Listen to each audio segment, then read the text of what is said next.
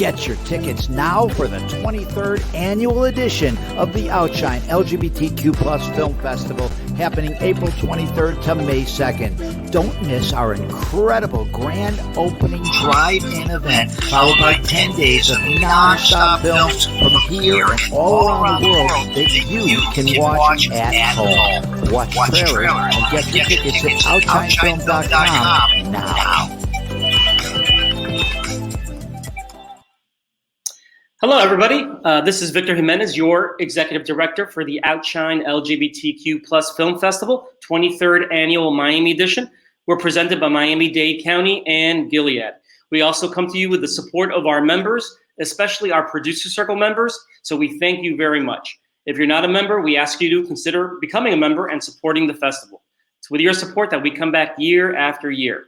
Well, thank you all also again for joining us for this virtual Q&A for our Keyboard Fantasies. And we have with us a director, Posey Dixon.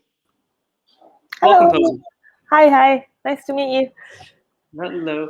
So, my first question is, I guess, why did you make the documentary? Like, I guess, what was it about Beverly Glenn's story that you felt compelled to, take the camera and document everything and put it all together? It's like, why? It was a really nice process because I never really decided to make a film about Glenn. I heard the music of Beverly, Glenn Copeland, maybe like 3 years ago now, and became very obsessed with it, how I think a lot of people do, and went digging around online trying to find more music by Beverly, Glenn Copeland, and eventually found my way to Glenn. And then we struck up a friendship that was really initially talking about a different project I was working on at the moment about music and healing. So we started an internet friendship, and we talked for about a year about various filming projects we might work on together. And then I eventually went out to meet Glenn and film some music with him. And it was after that I did this like one long interview. And after I'd met him in the flesh, I was like, wow, this story is really incredible. This is probably the one to take on to something bigger. It just grew. It grew from there, really. It grew from a friendship, which I think is part of the reason why the filmmaking process felt so kind of natural and enjoyable, because it was really coming from a very in the moment place of two people getting to know each other as we worked on the project. And that's actually very, a sweet story, just because typically I find, especially members of the trans community, there has to be a lot of trust that has to be built up before, like films and documentaries typically get made. So it's actually just very nice to hear that it was it just started with a friendship for something else, and then it just grew from there. And you both were just so comfortable with each other to actually have it happen. How did you discover Glenn's music? I mean, what I heard of it, I actually really enjoyed it, and I got to take the time to actually look for it. But how did you discover his music? A friend of mine, a very good friend of mine, played it to me in our studio. Just had it on, and I heard it. That was the first moment I can remember, like where I was sitting and what I was doing when I heard Sunset Village play. And then it was getting play. We have a radio station in London called NTS, which is this incredible community radio station, which is actually in the film. And they were starting to play, it's real like crate digger music, and they were starting to play Keyboard Fantasies, like the odd track I'd hear it on there. So it was discovered that way. Yeah. Oh, good. That kind of, sometimes that happens, I'm someplace and I hear something, it catches my attention, and then I'll like Shazam it and then find out who the artist is, and you had obviously a very special connection with the music. Also, like, just his story is just very actually fascinating. The fact that, growing up, he had so much music in his house, but then, his mother became a Quaker in Canada, and went to, like his experience growing up was very different than what I would consider, like, let's say the expectation I had when your documentary started, like giving the history, right? And with it, I just found it very, and I guess inspiring that, going to college, I let my hair go however it went. Like, was that something like initially in your friendship with Glenn that he was forthcoming with, or just did that develop after when you were doing the documentary, just like quite frankly, just the sharing of his past and the dealings with his parents and all that. Yeah, I mean, so when I first went over to meet Glenn in Nova Scotia, which was to go and film, Keyboard Fantasies as a record had never been played live because Glenn wrote it on his own in his studio in Ontario. So it was only when he got together with this young band this time around that the music was played live for the first time. So when I first went to meet him, it was just to record that and kind of document that whole process and make some music videos essentially. But we drove a lot. Like I went out there on my own and I drove up to his house and picked him up, and then we drove to a studio, and then we drove somewhere else, and I drove him home again. So we spent a lot of time in the car together, and cars are great places to have chats. And we just talked story for hours and hours and hours. And it was really, previous to that, we'd spoken a lot about his musical practice over the years, but it was on those car journeys that we really talked about his entire kind of family history. And it was because those conversations happened really naturally that I felt that it was the right place to ask those questions then when we sat down in the interview, because he'd shared all of this stuff with me already. Because I was really feeling it out. Like I never want to be the kind of filmmaker who's like digging to get somebody to talk about something. Like it's just not my style. I think that I don't like the idea of documentary being like an excavating process. I want it to feel soft and empathetic and kind and considerate. So I was really led by what Glenn told me, and then I asked those questions when we were talking on camera. And that definitely comes across. The other thing I was kind of curious about, how welcoming was the young band to you and to the process?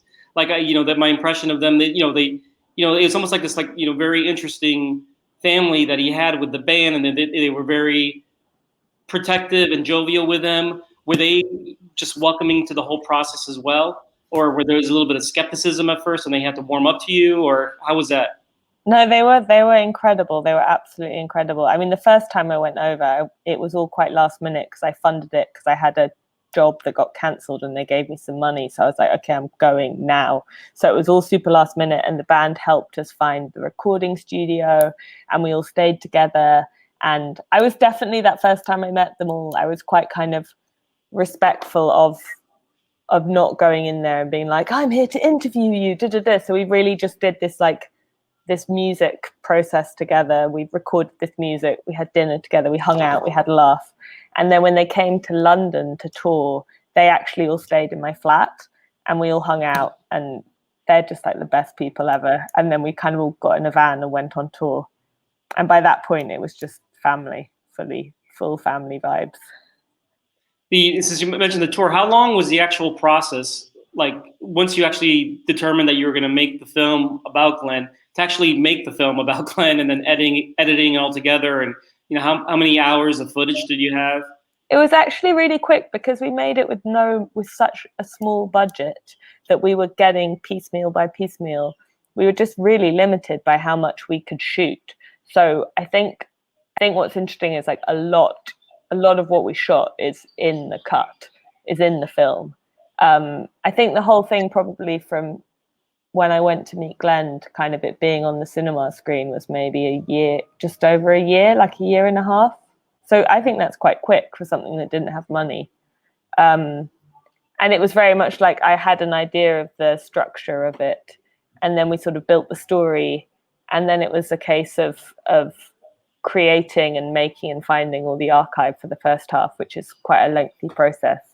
But it was really enjoyable, and because we didn't have any money, we'd all work on it for a couple of weeks, and then we'd all go off and do other jobs, and then we'd be like, the editor would have a week free, and I would have made some stuff, and we'd get back together and go into it again for another week. So it was done very ad hocly over that time, which I think was also really nice, not being in a crazy hurry for it, because no one commissioned it. We could kind of take our time and work on it when it felt right. So yeah. Again, I might be able to infer an answer, but what I did kind of notice was, and this might have just been, because of the tight budget, it just was never capable of it.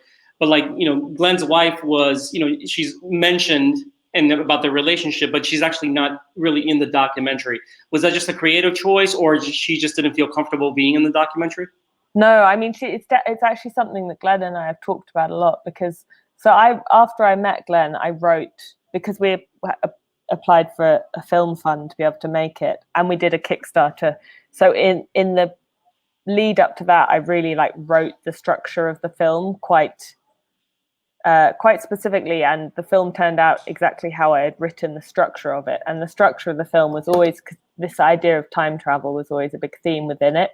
So the idea that I started with was the first half of the film is going to be the history of Glenn that we don't know about up until the moment he writes Keyboard Fantasies. And then I wanted Keyboard Fantasies to be this talisman, this magic thing that lands on Earth, and we're boom, and we're in present day on tour with the band, and it's all verite footage, and we're just on tour in the now, in the present, everything's, so I wanted that the idea of time travel and those two distinctive worlds were where I started.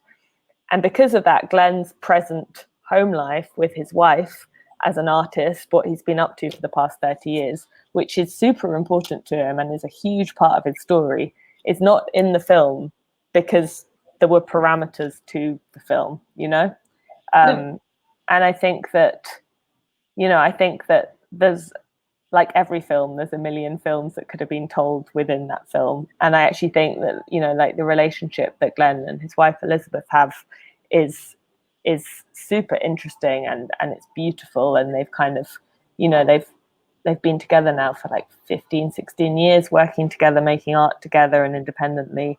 And I think, a verite fly on the wall documentary about their home life would be a beautiful addition for sure, But I was working within the boundaries that I created in this kind of that structure that I just described to you, and also just holding on to music. Music is what I held on to for the whole film. It was the whole thing was an audiovisual tapestry of the way in which music has been intertwined with Glenn's life and story from past to present. And that was the other thing that I hung on to as an anchor. No, and actually, I love that answer, that it was just your creative choice to do it, and the reason why. I mean, in the end, the film is called Keyboard Fantasies, and it makes sense. Like how you describe it, that's how I saw it, and I thank you for doing it that way. It just like you said, it's someone's life. There's a lot of stuff there, and you have to make a decision of what you want to show, and you chose to just focus on the music. The other thing I really enjoyed was initially Glenn explaining his creative process when he originally did it, but then also seeing the current creative process of the band kind of, almost for like a jazz session. While is I think it was Nick, he never plays the same thing twice, and then everyone kind of has to go on it. And I think I remember correctly, there was a comment when they were just practicing where, the introvert's talking here to the extrovert, and it was nice to see, that certain creativity kind of happening right there, and it was a nice showcase of it.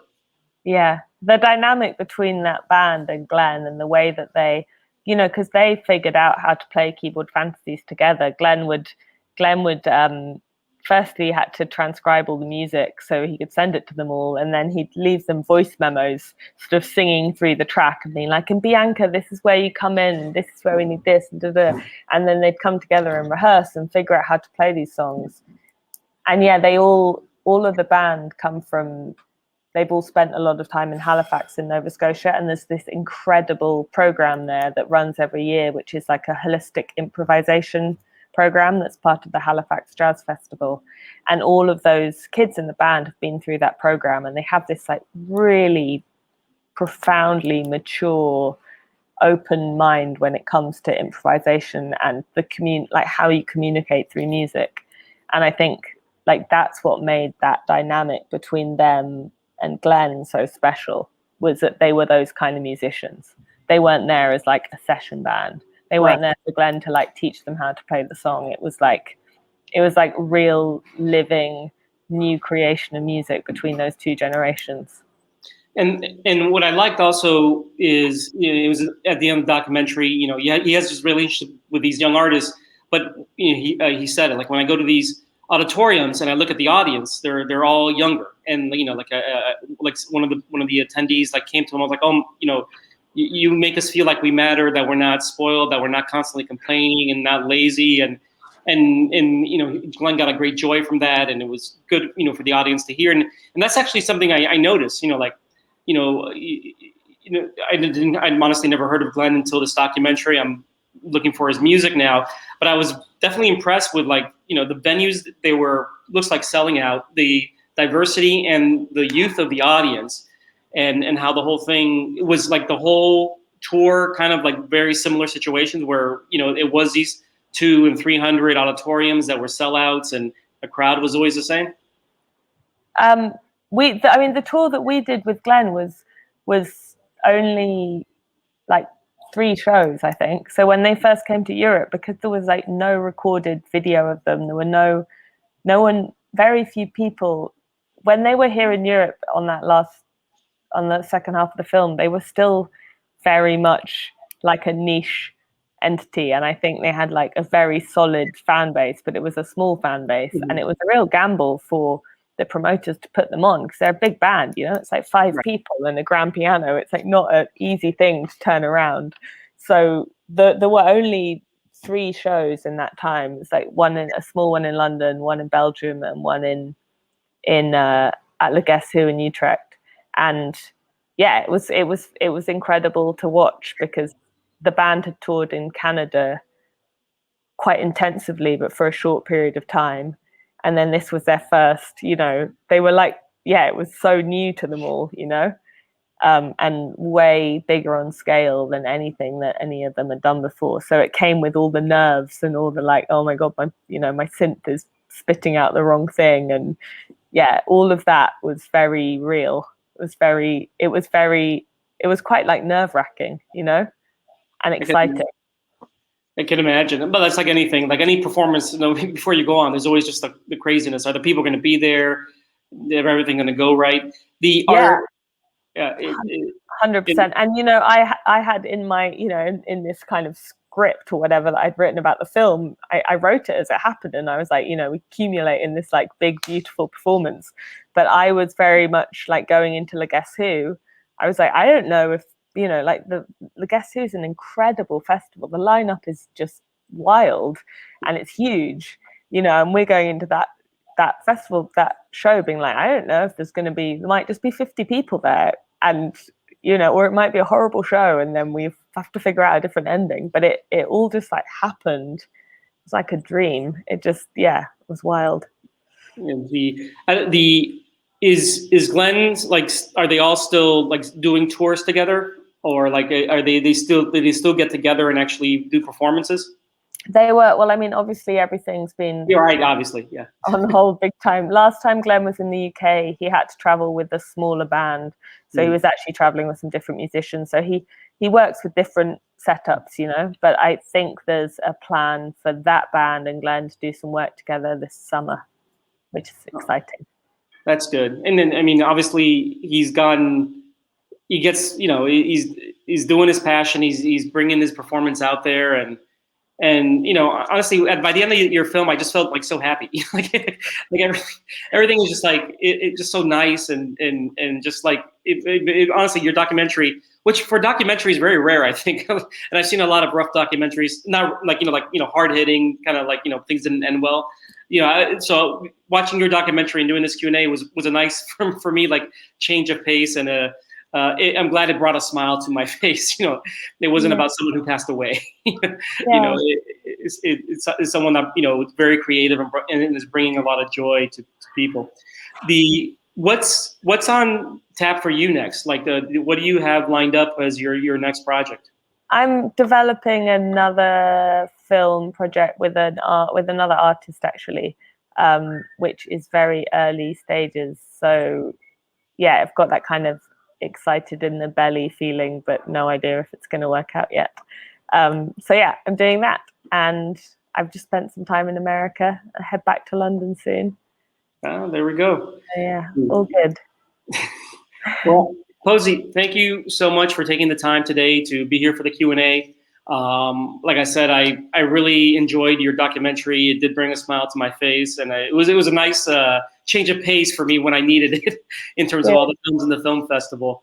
And quite frankly, I look forward to your next film once you get it going, and then hopefully, like you have your plan and you stick with it, because it definitely worked with Keyboard Fantasies.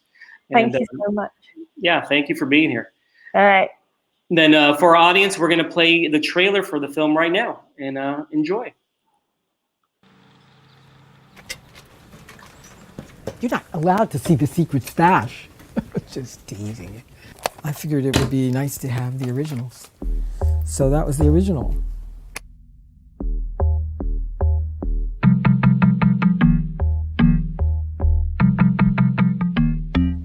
The first festival that I did, I thought, oh, probably 40, 50 people will show up, right? So 300 people showed up. I'm like in Stunsiesville, looking out at this audience. Thank you. And I realized that 90% of them were youth. Let it go now. It's okay.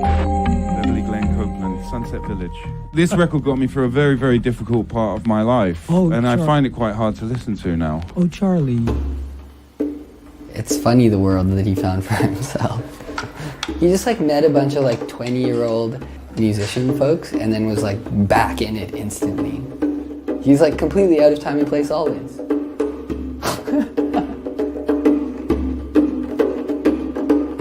This is why I like to hang with them, right? You think in ways that it's taken me years to be able to come to. For me, it's like I've gone to school. They're introducing me to so much. River, my home is over Jordan. I've never needed to be on stage. It's not about being on stage. For me, it's about encouraging youth. That's what I spent.